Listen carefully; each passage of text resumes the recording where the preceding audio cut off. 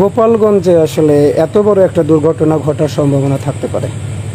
আমি তারপরে ডিএসবি আমার পরিচিত যারা ছিল তাদের সাথে যোগাযোগ করলাম, ডিবির যারা পরিচিত ছিল তাদের সাথে আমি যোগাযোগ করার চেষ্টা করলাম যে আসলে কি রাত হয়ে গেছে, আপনাদেরকে বিরক্ত করার মনে হলো যে আপনাদেরকে আসলে বিরক্ত করার থেকেও একটা গুরুত্বপূর্ণ মেসেজ দেওয়া উচিত। গোপালগঞ্জে যে সহিংসতাটা ঘটে গেল, সেই সহিংসতার আপনাদেরকে যদি আমি একটা কথাই বোঝাতে চাই যে এই সহিংসতা আসলে পরিকল্পিত। আপনারা এটা বুঝতে চাইবেন না, এটা যখনই বুঝতে চাইবেন না তখন এটা বোঝানোর জন্য আমি চেষ্টা করব। সময় যেহেতু খুব একটা বেশি নাই, খুবই সংক্ষিপ্ত সময়। দর্শক, গোপালগঞ্জে এনসিপির সমাবেশে হাসনাত এবং নাহিদ সার্জিসকে হত্যা করার পরিকল্পনা করেছিলেন শেখ হাসিনা। এই হত্যার পিছনে জড়িত রয়েছেন সেখানকার প্রশাসন। আর প্রশাসন কিভাবে জড়িত ছিলেন এবং তাদের পরিকল্পনা কী ছিল, কিভাবে তারা পুরো গোপালগঞ্জকে সাজিয়েছিলেন নাহিদ এবং হাসনাত তাদেরকে হত্যা করার জন্য। দর্শক, সেই প্রমাণ আমাদের হাতে এসে পৌঁছেছে। দর্শক, চলুন আমরা সরাসরি শুনবো কিভাবে তাদেরকে হত্যা করার পরিকল্পনা করা হয়েছিল। গোপালগঞ্জে ঘটে যাওয়া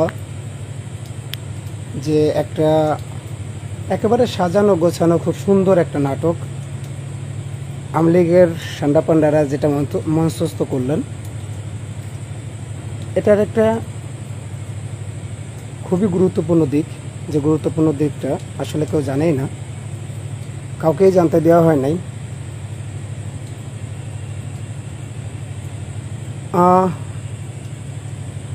আসলে কিছুটা বোঝা যাবে, কারণ জীবন মৃত্যুর সন্ধিক্ষণে এখন দাঁড়িয়ে আছি। সাউন্ড ক্লিয়ার হবে না, হয়তো একটু নেটটাও কম পাওয়া যাবে, কারণ আপনারা দেখতে পাচ্ছেন আমি একটা জঙ্গলে দাঁড়িয়ে আছি। আর এখানে আমাদেরকে কেউ একবার জিজ্ঞাসা করছিলেন যে আমি কেন প্রশাসনের কাছ থেকে সহযোগিতা নিচ্ছি না, কিংবা প্রশাসনের কাছ থেকে আমি কি কারণে নিরাপত্তা নিচ্ছি না। সবথেকে সত্যি ব্যাপারটা হলো এনসিপির কেন্দ্রীয় নেতৃত্ববৃন্দের উপর হামলার যে ছকটা আঁকা হয়েছিল, সেই ছকটাই আমাদের গোপালগঞ্জের এএসপি র্যাঙ্কের একজন থেকে দুইজন এনারাও জড়িত ছিলেন। আমি এখন যেখানে আছি সেখানে লোকেশন ট্র্যাক করার জন্যে আমার ধারণা তারা আওয়ামী লীগকে এবং ছাত্রলীগকে সহযোগিতা করবেন, যার কারণে আমার এখনও মনে হয় নাই কিংবা কখনো বিশ্বাস করতেই কষ্ট হচ্ছে যে আমি আসলে প্রশাসনের কাছে, বিশেষ করে গোপালগঞ্জের প্রশাসনের কাছে আমার লোকেশন বললে আমি নিরাপদে থাকব। আমার গলাটা একটু ভাঙা ভাঙা, যদি মনে হয় যে না শোনা যাচ্ছে না, আমি একটু জোরেও বলতে পারবো, সমস্যা হবে না। আপনারা আমাকে একটু জানাবেন যে আমার কথাটা শোনা যাচ্ছে কিনা।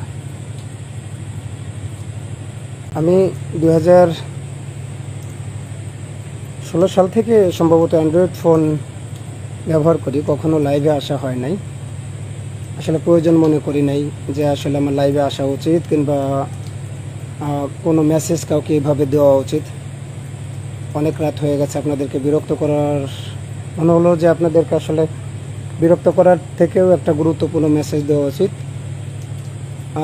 গোপালগঞ্জে যে সহিংসতাটা ঘটে গেল, সেই সহিংসতার আপনাদেরকে যদি আমি একটা কথাই বোঝাতে চাই যে এই সহিংসতা আসলে পরিকল্পিত। আপনারা এটা বুঝতে চাইবেন না, এটা যখনই বুঝতে চাইবেন না তখন এটা বোঝানোর জন্য আমি চেষ্টা করব।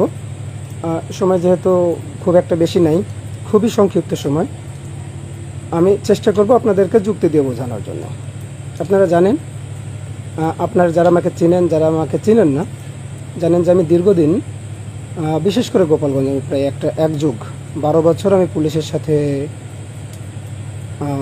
জড়িত ছিলাম, পুলিশের কার্যক্রমের সাথে জড়িত। তার বেশিরভাগ সময় আমি ডিবিতে ছিলাম। তো যখন গোপালগঞ্জে প্রোগ্রাম করবে এনসিপি, তখন আমার আসলে মনে হচ্ছিল যে আমার মনে হয় বিষয়টা একটু মাথায় নেওয়া দরকার। আমি হঠাৎ করেই আমার পুরনো যেসব সোর্স ছিল, যেসব সোর্সরা কাজ করতেছিল, তাদেরকে একটু অ্যাক্টিভ হতে বলি। তাতে আমার সোর্সের সংখ্যা আমি যখন অ্যাক্টিভ করি, আমি 3 দিন আগে আমার সোর্সগুলোকে অ্যাক্টিভ হইতে বলি, এবং সেই সোর্সগুলো যথাযথভাবে আমাকে কিছু তথ্য দিচ্ছিল যে হ্যাঁ এটা আমি আসলে বিশ্বাস করতে চাচ্ছিলাম না গোপালগঞ্জে আসলে এত বড় একটা দুর্ঘটনা ঘটার সম্ভাবনা থাকতে পারে। আমি তারপরে ডিএসবি আমার পরিচিত যারা ছিল তাদের সাথে যোগাযোগ করলাম, ডিবির যারা পরিচিত ছিল তাদের সাথে আমি যোগাযোগ করার চেষ্টা করলাম যে আসলে কি হচ্ছে। তো পুলিশ আসলে মূল যে এটা ছিল আমাদের ভিআইপি মুভমেন্টের যে একটা থিম থাকে, আমরা ভিআইপি মুভমেন্ট যখন করি, ভিআইপি যখন ডিউটি করি তখন একটা মুভমেন্ট থাকে, পুলিশ তাদের মুভমেন্ট থেকে বারবার সরে যাচ্ছিল। যেমন ঢাকা থেকে যে লোকগুলো গোপালগঞ্জে ইন করতেছিল, এই দু একটা বাস চেক করা হয়েছে, কিন্তু কখনোই প্রাইভেট কার চেক করা হয় নাই। এরপর যখন গোপালগঞ্জে আমরা দেখছি ইতিপূর্বে দেখছি প্রায় 12 বছরের অভিজ্ঞতা থেকে আমি বলি যে যখন শেখ হাসিনা নিজে যখন আপনার গোপালগঞ্জে সফর করতো তখন কিন্তু ওনারা এত কোনো শত্রু গোপালগঞ্জে ছিল না, গোপালগঞ্জে এত শত্রু ছিল না। তারপর আমরা দেখছি যে আশেপাশে মিনিমাম 10টা জেলা থেকে কয়েক হাজার পুলিশ নিয়ে তারা একদম মুকসিদপুর থেকে শুরু করে টুঙ্গিপাড়া মাজার পর্যন্ত এই একদম টোটাল 3 স্তর 4 স্তরের যে সাজানো দরকার সেটা সাজাতো। কিন্তু এনসিপির যে কেন্দ্রীয় নেতৃবৃন্দ এখানে যাবেন, আমরা বারবার খেয়াল করলাম যে ওনারা শুধু কয়েকটা হোটেলে, আবাসিক হোটেলে কিছু মেসেজ দিয়ে ওখানে একটু তল্লাশি করে ওনারা এটাকে এমনভাবে এড়িয়ে গেলেন যে আসলে এটা খুব বেশি মানানসই মনে হলো না। এরপর আমার এক সোর্স আমাকে ইনফরমেশন দিল যে তাদেরকে মারার জন্যে কোনো না কোনোভাবে কুষ্টিয়ার আলমডাঙ্গা থেকে কিছু অস্ত্র ভাড়া করা হবে, অস্ত্র নিয়ে আসা হবে। আমি সেই ব্যাপারটা আমি ডিএসবিকে জানানোর চেষ্টা করছি। ডিএসবিকে জানানোর চেষ্টা করার পরে ডিএসবি এটা আসলেই কোনো আমলে নেয় নাই। তার কারণ হলো ট্রেন একদিনও এই যে এত বড় একটা মুভমেন্ট এনসিপিরা করবে জানার পরেও তারা কখনোই কুষ্টিয়া থেকে ছেড়ে আসা ট্রেনটাকে কখনোই তারা চেক করে নাই। এবং এই ঢাকা থেকে ছাত্রলীগের বেশ কয়েকজন নেতা গোপালগঞ্জে অবস্থান করছেন। এই গোপালগঞ্জের যেখানে অবস্থান করছে আমি মোটামুটিভাবে জানানোর চেষ্টা করছি কে কে ছিল, কোথায় ছিল এবং কোন ঘের পারে তারা রাত্রে যাপন করছে। তাদের জানানোর চেষ্টা করার পরেও তারা এই ব্যাপারে কোনো ব্যবস্থা নেয় নাই। আমি যখন দেখলাম যে শুধু এনসিপির কিছু কেন্দ্রীয় নেতৃবৃন্দকে এখানে ডেকে এনে বিপদে ফেলা হবে, আমি ওই যেদিন ঘটনা ওই দিন 10টায় আমার জিম শেষ করার পরে আমি 10টার দিকে ওখানে যাই। 10টার থেকে যাই আমি আমার যারা ছিল তাদেরকে চারপাশে সেট আপ খুব সুন্দরভাবে সেট আপ করে দেই। সুন্দর করে সেট আপ দেওয়ার পরে আমি তাদেরকে শুধু একটা মেসেজ দিতে বলি যে অপরিচিত কেউ যদি এখানে ঢুকে, যারা গোপালগঞ্জের না, গোপালগঞ্জ জেলার বাইরে হতে হবে, অপরিচিত এবং সন্দেহভাজন কেউ যদি থাকে তারা যেন আমাকে সাথে সাথে মোবাইলে একটা অ্যালার্ট মেসেজ দিয়ে দেয়। তো আমি ওখানে যখন বসেছিলাম তখন একটা জিনিস খুব ভালোভাবে খেয়াল করছি, তখন বেশ কয়েকবার বৃষ্টি হচ্ছিল। বেশ কয়েকবার বৃষ্টি হওয়ার কারণে এনসিপির যারা ভলেন্টিয়ার ছিল তারা বারবার দৌড়ে মঞ্চে উঠে যাচ্ছিল, আশেপাশে চলে যাচ্ছিল, এমনকি পুলিশের গায়ে রেইনকোটটা পর্যন্ত ছিল না। পুলিশ তখন রেইনকোটটা পর্যন্ত এ কারণে, আর সব থেকে সন্দেহ তখনই তৈরি হচ্ছিল যখন পুলিশ মঞ্চের কেবলই বাম পাশে, একদম মঞ্চের কেবলই বাম পাশে যে মহিলা কলেজটা আছে, মহিলা কলেজের সরু একটা ব্রিজ আছে, ওই ব্রিজটা বারবার ছেড়ে দিচ্ছিল। ওই ব্রিজ ছেড়ে দেওয়ার কারণে কি হচ্ছিল যে ওই জায়গাটা বারবার অনিরাপদ হয়ে যাচ্ছিল। আমি পুলিশকে জানানোর চেষ্টা করছি, পুলিশকে বারবার বলার চেষ্টা করছি, কিন্তু ওই অনিরাপদ জায়গাতে নিরস্ত্র অবস্থায়ও শেষ পর্যন্ত 2 জন পুলিশে ছিল না। এনসিপির যারা গোপালগঞ্জের নেতৃবৃন্দ ছিল তাদেরকে আমি মঞ্চে উঠে তাদেরকে একটাবার সতর্ক করলাম যে ভাই এরকম হতে পারে, আমার কাছে গুরুত্বপূর্ণ কিছু তথ্য আছে এবং সেই তথ্যের সাথে এই যে কার্যক্রমগুলো পুলিশের যে উদাসীনতাগুলো আছে এগুলো মিলে যাচ্ছে। তো বললো ভাইয়া এখন কি করবো? আমি বললাম, ভাই আমি এখানেই আছি, আমি এই গোপালগঞ্জের মাটি মানুষের সাথে একটা যুগ ধরে আমি মিশে আছি। আমি জানি যে এখানে কে কি করবে, কে কি করতে পারবে না। আমি একদম সকাল 10টা থেকে ঘটনার আগ পর্যন্ত মঞ্চের মাত্র 15 মিটার দূরে ছিলাম। এই ঘটনাটা যখন ঘটে তখন মাত্র হাতে গোনা 20 থেকে 30 জন একদম পোংটা টাইপের ছেলে, একদম আঠাখো টাইপের ছেলেরা এসে মঞ্চের চেয়ার টেবিলগুলো একদম ভাঙচুর করে দিল। তবে এনসিপির যারা ছিল তখনও, কেন্দ্রীয় নেতৃবৃন্দ তখন ওখানে আসেননি। আমি শুধু অপেক্ষায় ছিলাম যে আসলে টাইমিং মিলে যায় কিনা। তাদের উদ্দেশ্য ছিল দূর থেকে শ্যুট করা, আর আমি ছিলাম মাত্র 15 গজের ভিতর। আপনারা যারা বিশেষ করে এই ব্যাপারে জানেন, হয়তো জানেন না, তাদেরকে একটু বলে দেই যে ভাই কেউ যদি খুব শার্প শুটার হয় এবং 9mm দিয়ে গুলি করার চেষ্টা করে, তাকে অবশ্যই 15 গজের ভিতরে এসে টার্গেট কিলিং করতে হবে।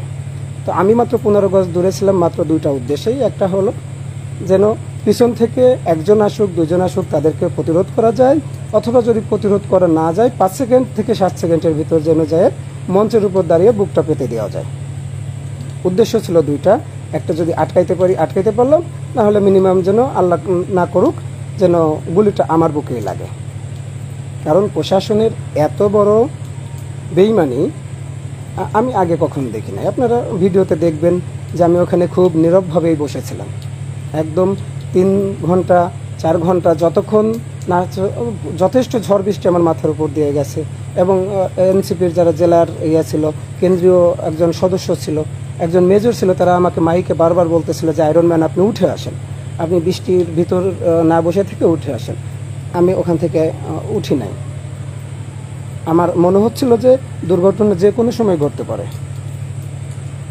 আমার বসা দেখে আরও 4-5 জন লোক ওখানে এসে বসলো, এবং পরবর্তীতে দেখলাম যখন হামলাটা হয়ে গেল, আপনারা অনেকেই টিভি চ্যানেল মিডিয়ার কল্যাণে দেখতে পারবেন যে আমি এসপি স্যারকে ওই ব্রিজের উপর তাকে আটকে জিজ্ঞাসা করছিলাম যে এখানে দায়িত্বে পেয়েছিলাম।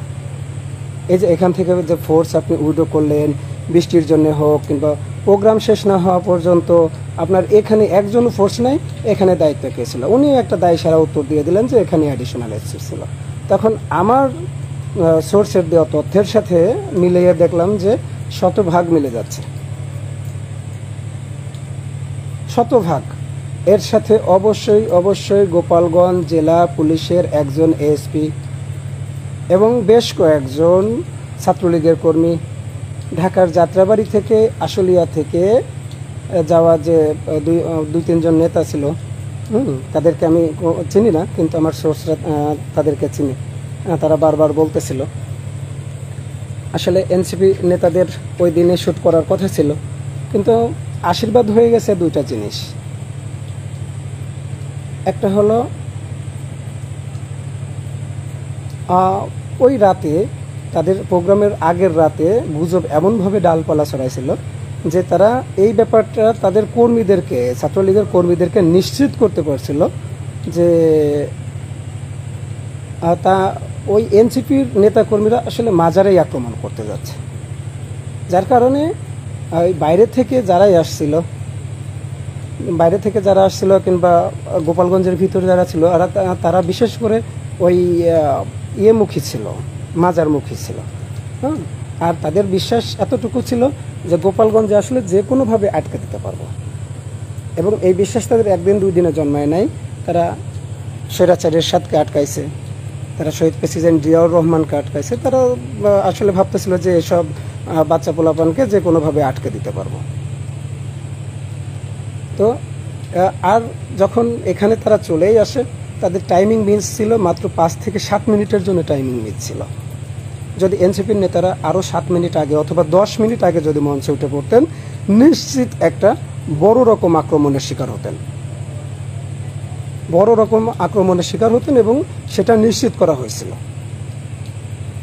আমি শুধু একটা কথাই বলবো যে এনসিপির সাথে আমার কোনো সম্পর্ক আসলেই ছিল না, আমার কোনো দলের সাথে সম্পর্ক ছিল না। আমরা যারা আপনারা যারা আমাকে চিনেন বিশেষ করে তাদের কাছে একটা মেসেজ আমি দিয়ে রাখতে চাই শুধু, যে আমি কেন এনসিপিকে রক্ষা করতে গেলাম। যদি একটু আগে থেকে বলতে চাই তাহলে সেটা বলতে হবে এভাবেই, যে আমি 2020 সালে আমি যখন র্যাব 10-এ কর্মরত ছিলাম, যাত্রাবাড়িতে কর্মরত ছিলাম, তখন আবরার ফাহাদ শহীদ হয়। এই আবরার ফাহাদ যখন শহীদ হয় তখন আমি খুব জোরালোভাবে অনলাইন অফলাইন ফিজিক্যালি আমি খুব বেশি অ্যাক্টিভ ছিলাম।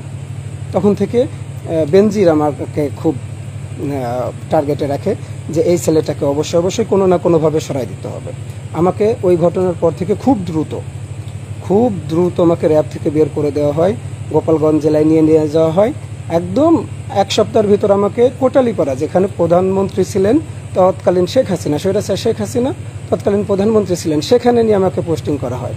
এবং তার অল্প দিনের মাথায়, মাত্র হয়তো 2 মাসের মাথায়, আমাকে একটা মিথ্যে সাজানো, যেই মামলার ঘটনাস্থলে আমি যাই নাই, ঘটনাস্থলে যাওয়ার আগে ঘটনা ঘটছে, সেই মামলায় আমাকে ফাঁসাইয়ে আমাকে জেল খাটানো হয়েছে। 4 থেকে 5 মাস আমি জেল খাটছি। এবং একদম নিয়ম বহির্ভূতভাবে আমাকে 2টা বছর পুলিশ লাইনে নজরবন্দি করে আটকে রাখা হয়েছে, রিমান্ডে নিয়ে নির্যাতন করা হয়েছে, মানসিক নির্যাতন করা হয়েছে 2টা বছর।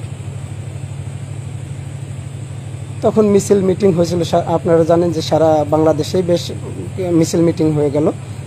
তখন থেকেই আমাকে আপা নাকি চিনে রাখছে, আপা আমাকে খুব ভালোভাবে চিনে রাখছে।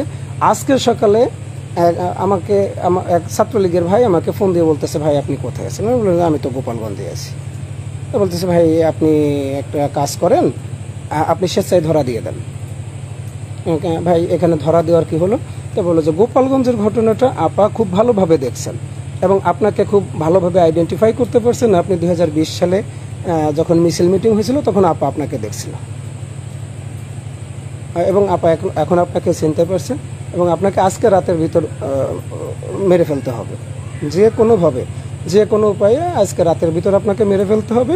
কারণ হলো 2টা, একটা হলো আপনি এনসিপিকে একদম নিজের সামনে থেকে লিড দিয়ে বাঁচাইছেন, দ্বিতীয়টা হলো আপনি এমন কিছু তথ্য জানেন যেটা বাংলাদেশের স্বরাষ্ট্র উপদেষ্টাও জানে না। আমি জিজ্ঞাসা করলাম, ভাই এখন আমাকে মারলে উপকারটা হবে কি? যে আপনাকে মারলে উপকারটা হবে এতটুকু যে আপনাকে মেরে আপনার লাশটা লঞ্চঘাট ব্রিজের ওখানে ঝুলাই রাখতে বলছে। আজকেই হয়তো আপনাদের সাথে আমার শেষ কথা, যদি বেঁচে ফিরি তো আপনাদের সাথে আবার কথা হবে। জীবনের ফার্স্ট একদম প্রথম লাইভটা এভাবে করতে হবে এটা কখনো ভাবি নাই। আর গোপালগঞ্জের মতো কোনো জায়গায় গিয়ে যে এরকম এনসিপি এরকম একটা বিপদে পড়বে, এটা আসলে মেনে নেওয়া সম্ভব হয় নাই। যারা আছেন লাইভে এই মুহূর্তে আমার জন্য একটু দোয়া করবেন। আর বিশেষ করে যে কথাটা বারবার বলতে চাচ্ছিলাম, 2020 সালেও আমাকে অনেকেই দোয়া করছিলেন। আজকে যেরকম কালকে থেকে পর্যন্ত প্রায় অগণিত থ্রেট আসছে, ফোন আসছে, কল আসছে, অগণিত, এটা অসংখ্য, একদম বলে বোঝাতে পারবো না যে তারা আমাকে কোথায় মারতে চায়, কিভাবে মারতে চায়। তো আসলে এইগুলো নিয়ে ভয় পাওয়ার কিছু নাই, কারণ গোপালগঞ্জে কে কোথায় মরবে, কিভাবে মরবে, এটাও উপরআল্লাহ সেট করে রাখে। আর আপনারা 2020 সালে আমার পাশে যারা ছিলেন তারা আমার জন্য দোয়া করছিলেন। শুধু একটা বিষয় আপনাদেরকে মনে করে দিই, যে আপনাদের দোয়াটা আমার খুব দরকার এই মুহূর্তে দোয়াটা খুব দরকার। কারণ আমি এখন একদম বাঘের ডোরায় আটকে গেছি। তো এটা আসলে ভয় পাচ্ছি না এই কারণে আসলে আমাকেও যারা মারার জন্য আসে তারাও আমাকে চেনে না, যারা আমাকে মারতে চায় তারাও আমাকে চেনে না। আর যারা এই যে ফেসবুকে একটু ধমকি টমকি দিচ্ছে, এরা আসলে জানে না শামীমকে। যদি জানতো হয়তো দূর থেকে হুমকি ধামকি দিচ্ছে। গোপালগঞ্জে আমি বের হয়েছিলাম, কিছুক্ষণ আগে বের হয়েছিলাম, যে দেখি আসলে আমাকে কে দেখতে চায়, কে মারতে চায়। আসলে যারা দেখবে যারা মারবে তাদেরকেই আমি আসলে গোপালগঞ্জ দেখতেছি না, কোথাও না কোথাও যে পালায় আছে। দেখি আপনারা আবার গোপালগঞ্জে একটু ফিরে আসেন, আপনাদের মাতৃভূমি, আপনাদের ঘর, আপনাদের বাড়ি, আপনারা একটু ফিরে আসেন, একটু দেখি কে মারতে পারেন। হ্যাঁ, তবে হ্যাঁ, সামনে থেকে গুলি করে না, নাহলে কিন্তু 5 জন আসলে ইনশাল্লাহ 2 জন থেকে যাবেন। এটা হুমকি ধামকি দিচ্ছি না, যারা আমাকে চেনেন, যারা আমাকে জানেন, হ্যাঁ, আমার চাকরির স্টাইল যারা দেখছেন, হ্যাঁ, কাছে থেকে যারা আমাকে দেখছেন, তো শুধু একটা বিষয় মাথায় রাখবেন যে ওই 2-4 জন তো সম্ভব না, 5 জনের অধিক আসলে অবশ্যই 2-1 জনকে ইনশাল্লাহ রেখে দিব। মায়ের কাছ থেকে শেষ বিদায় নিয়ে আসবেন। আর যারাই আছেন এখানে এত রাতে, আমি জানি অনেক মানুষ আমাকে দেখতে পারবেন না, শুধু আপনাদের প্রোফাইলে এই মেসেজটা একটু শেয়ার করে দেন। যদি বেঁচে থাকি এর থেকে বেশি আরও কিছু গুরুত্বপূর্ণ তথ্য আমার কাছে আছে, যেটা আমি আসলে এই সব সময় দিতে পারতেছি না, কারণ আমার মোবাইলের লোকেশনটা ট্র্যাক করা আছে, এবং এই ট্র্যাকিংয়ের জন্য কারা কারা সহযোগিতা করছে সেটাও আমি জানি। শুধু এইটা ভেবে খুব বেশি অবাক হয়েছি যে আপা নাকি আমাকে খুঁজে, আপা আমাকে খুঁজে। আমি একটা চুনোপুঁটি, সেই আপা আমাকে 20 সালে ফাঁসির আদেশ দিতে বলছে। আপা আমাকে 2020 সালে ফাঁসির আদেশ দিতে বলছে, এবং বেনজির সেখানে বলছে যে হ্যাঁ, এসএলের ফাঁসি হওয়া উচিত। তখন আর আমার কিছু করতে পারে নাই। এখন গোপালগঞ্জে কেন মুজিববাদ মুর্দাবাদের স্লোগানে আমি ছিলাম, তার জন্য আমাকে মেরে দিতে হবে, এবং আজ রাতের ভিতরে মেরে দিতে হবে। নিজের নিরাপত্তা, আমি মনে করছি যে হ্যাঁ, আমার নিজের নিরাপত্তা নিজের নেওয়া উচিত, আর নিরাপত্তার জন্য তো আল্লাহ যথেষ্ট। যারা আছেন এই মেসেজটা শুধু এতটুকু তাদের কাছে পৌঁছে দেন, যাদের কাছে এই মেসেজগুলো যাওয়াটা গুরুত্বপূর্ণ। খুব বেশি কষ্ট পেয়েছি যখন স্বরাষ্ট্র উপদেষ্টা নিজে মুখে একদম বাচ্চা পোলাপানের মতো বললেন যে যথেষ্ট গোয়েন্দা তথ্য আমাদের কাছে ছিল না। আমি শুধু স্বরাষ্ট্র উপদেষ্টাকে আপনাদের মাধ্যমে একটা কথা জানাই দিতে চাই, যথেষ্ট পরিমাণ গোয়েন্দা তথ্য থাকার পরেও আপনাকে জানানো হয় নাই। যথেষ্ট পরিমাণ গোয়েন্দা তথ্য ছিল, এবং এখানে বেশ কয়েকজন এত বদলি হয়ে যাওয়ার পরেও, পুলিশের এত বদলি হয়ে যাওয়ার পরেও, ডিবিতে, ডিএসবিতে, হ্যাঁ, এমনকি এনএসআইতেও বেশ কয়েকজন সিনিয়র পার্সন ছিল যারা বারবার আমাকে বলছে শামীম ভাই এরকম কিছু হতে পারে, এরকম কিছু হতে পারে। আপনারা হয়তো কানে এই বিষয়টা নিতে পারেন নাই, নাহলে আপনারা ইচ্ছে করে এই বিষয়টা ঘটাইতে চাইছেন যেন এনসিপির নেতারা এখানে এসে ইতিহাস হয়ে যায়। ভাই, ইতিহাস স্বরাষ্ট্র উপদেষ্টার উদ্দেশ্যে একটা কথাই বলবো, ইতিহাস কে কখন হবে না হবে এটা সময় নির্ধারণ করে দিবে। আপনি ইতিহাস গড়ানোর কেউ না, আপনি ইতিহাস বানানোর কেউ না। আমি সরকারের সাহায্য চাচ্ছি না ভাই, এই সরকারের সাহায্য আমি কি বললাম, যে একজন স্বরাষ্ট্র উপদেষ্টা সে বাচ্চাদের মতো বলতেছে যে এখানে যথেষ্ট পরিমাণ গোয়েন্দা তথ্য ছিল না। একজন স্বরাষ্ট্র উপদেষ্টা,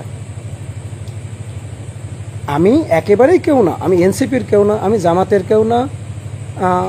হ্যাঁ ভাই, শেয়ার করবেন, অবশ্যই শেয়ার করবেন। আমি এই যে এখন যারা আছেন এত রাতে, আমি জানি যে সবাইকে পাবো না, যারাই আমাকে ভালোবাসেন এই 100 জন 101 জন এরাই একটু শেয়ার করে শুধু উচ্চ পর্যায় পর্যন্ত একটু এই মেসেজটা পৌঁছে দেন যে এনসিপির যারা ছিল তাদেরকে অবশ্যই ফাঁদে ফেলার জন্য, তাদেরকে অবশ্যই শ্যুট করার জন্য। বারবার পুলিশ ক্লিয়ারেন্স নেওয়ার পরেও পুলিশ সেখানে একেবারেই ইনঅ্যাক্টিভ ছিল, একেবারেই। আমি কাউকেই অনগার্ড পজিশনে পাই নাই। আমি দীর্ঘদিন পুলিশের চাকরি করে লজ্জা হয় বলতে যে যেখানে একজন পুলিশ দাঁড়ায় থাকলে এই সভা সমাবেশ ঠেকায় রাখা যায়। কতজন লোক ছিল আমাদের খালের ওই পারে? মাত্র 200 থেকে 250 লোক ছিল। এদিকে রাস্তার এর পাশে মাত্র 150 থেকে 200 লোক ছিল। এরা সবাই একদম সাধারণ জনগণ ছিল, তারা কেউ মারামারি করতে যায় না ওখানে। আমি শুধু একটা জিনিস, এই যে বললেন যে সরকারের কেন সহযোগিতা যাচ্ছে না, ভাই আমি দীর্ঘদিন পুলিশের চাকরি করছি, আমি এত বেশরম, এত ইনঅ্যাক্টিভ পুলিশ গোপালগঞ্জে এখন যারা আছে আমি দেখি নাই। আমি দেখিনি, আমার নিজেকে পুলিশ বলতে মানে আমি এখন নিজেকে পুলিশ পরিচয় কখনোই দিই না। চাকরি চলে গেছে তো অনেক আগে। সরকারের কিভাবে সহযোগিতা নেবেন বলেন? এই যে আমার পিছনে যা দেখতে পাচ্ছেন, হ্যাঁ, এইটা হলো আমার এত রাতের একটা অবস্থান। আমি রাত্রে এখন বাগানের ভিতরে এসে দাঁড়ায় আছি, কারণ আমি গোপালগঞ্জ থেকে বেরও হতে পারতেছি না, কারণ এখানে 144 ধারা জারি করা আছে। এবং আমি সরকারকেও জানাইতে পারতেছি না, কারণ যেখানে এসপি নিজে নিরাপদ না, এসপি নিজে নিরাপদ না, ডিসি নিজে নিরাপদ না, এনসিপির কেন্দ্রীয় নেতৃবৃন্দ নিরাপদ না। ভাই এখানে আপনি কেন কিভাবে বলেন যে আসলে সরকার আমাকে হেল্প করবে? দেখেন, আমি আপনাদেরকে একটা বিষয় আবারও বলি, এটা বাংলাদেশটা আমার, এই বাংলাদেশটা আপনার।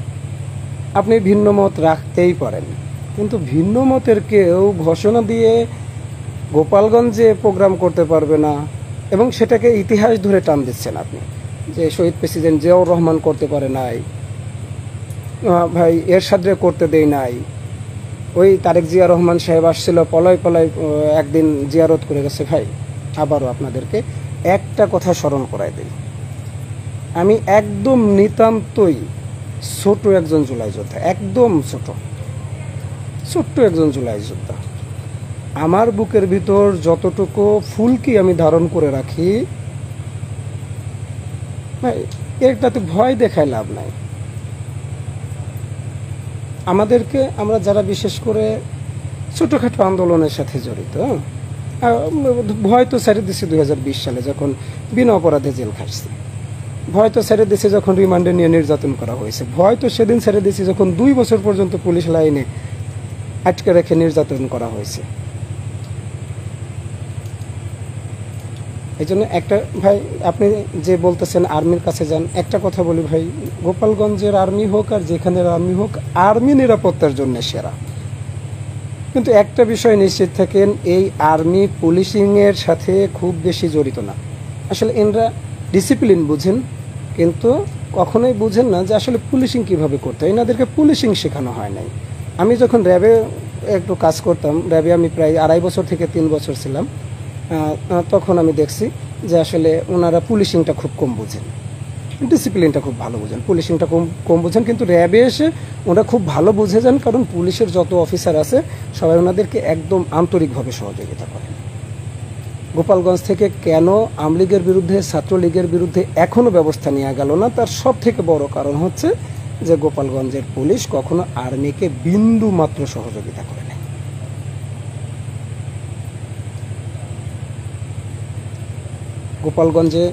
গোপালগঞ্জে যদি আমি আজকে রাতে বেঁচে থাকি, কালকে সকাল থেকে মুজিববাদ, মুর্দাবাদ স্লোগান আমার কণ্ঠ থেকে প্রথম বের হবে।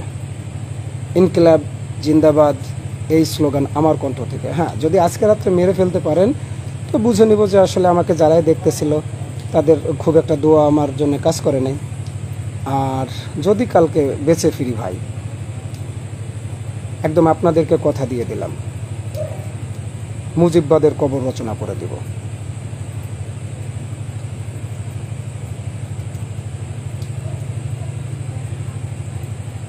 আপনারা যারা আছেন, যারা মন থেকে ভালোবাসেন, যদি গোপালগঞ্জের যারা আছেন দেখতেছি, তাদেরকে আসলে এই বিষয়টা শেয়ার করা দরকার নেই। আপনাদের আসলে মনে একটু ভয় আছে, আবার আশঙ্কাও আছে। যাই হোক, আর যারা গোপালগঞ্জের বাইরে আছেন বিশেষ করে, তারা একটু এইটা শেয়ার করে দিবেন। লিটন মোল্লা, অবশ্যই ভাই একটু শেয়ার করে দিবেন, এবং অসংখ্যবার শেয়ার করে দিবেন, যেন এটা মিনিমাম স্বরাষ্ট্র উপদেষ্টা পর্যন্ত যায়।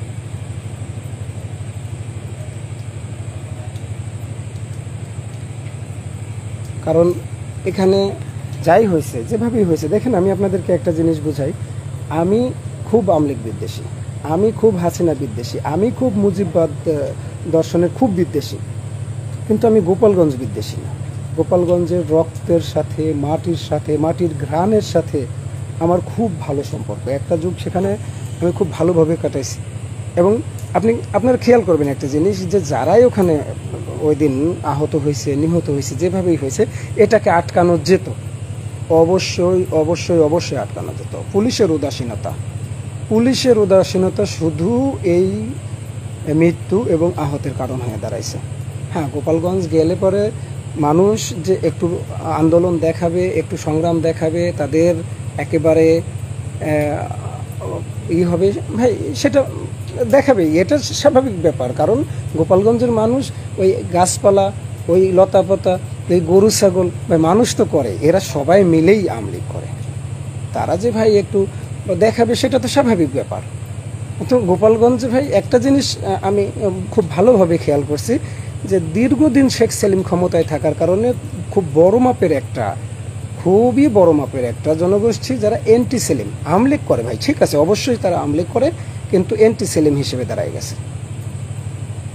এবং শেষের দিকে এসে এন্টি গাজী, লেখু গাজীর এরা আমাকে খুব ভালোবাসে ভাই। আমি গোপালগঞ্জের মানুষের বিরুদ্ধে না, জনমানুষের বিরুদ্ধে না, শুধু একটা কথা বলতে চাচ্ছি, যারা আপনারা উস্কানিতে পা দিলেন, যারা উস্কানিতে কান দিলেন, আগের রাতের গুজবে কান দিলেন, এই ক্ষতিটা আপনার হলো। একটা জিনিস আপনাদেরকে বলে রাখি, যে নেতা আপনাকে রেখে পালায়,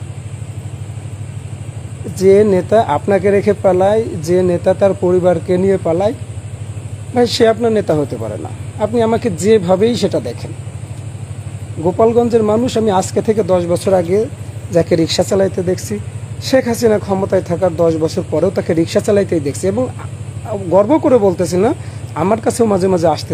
প্রিয় দর্শক, আপনারা শুনছিলেন আমাদের বক্তব্যটি এবং বুঝতে পেরেছেন যে কিভাবে শেখ হাসিনা ভারতে বসে এই সমাবেশকে কেন্দ্র করে এই এনসিবির নেতাদেরকে চিরতরে মুছে দিতে যাচ্ছিলেন গোপালগঞ্জে। আর এই গোপালগঞ্জের যত আওয়ামী লীগের যত সদস্য ছিলেন এবং পুরো বাংলাদেশের সকল সদস্যকে গোপনে গোপালগঞ্জ কিন্তু জমা করার আদেশ দিয়েছিলেন শেখ হাসিনার আদেশেই কিন্তু সকলেই সেই জায়গায় একত্রিত হয়ে এই হামলা চালিয়েছেন এবং তাদেরকে মারার চেষ্টা করেছেন। কিন্তু ঘটনাক্রমে এখানে সেনাবাহিনী উপস্থিত হয়ে তাদেরকে কিন্তু নিয়ে আসতে পেরেছেন। অন্যথায় হয়তো এই প্রশাসনের মাধ্যমে এবং আওয়ামী লীগের যে নেতাকর্মী রয়েছে তাদের মাধ্যমে এই নাহিদ এবং হাসনাত এনসিবির নেতাদেরকে এখানেই শহীদ করে দেওয়া হতো।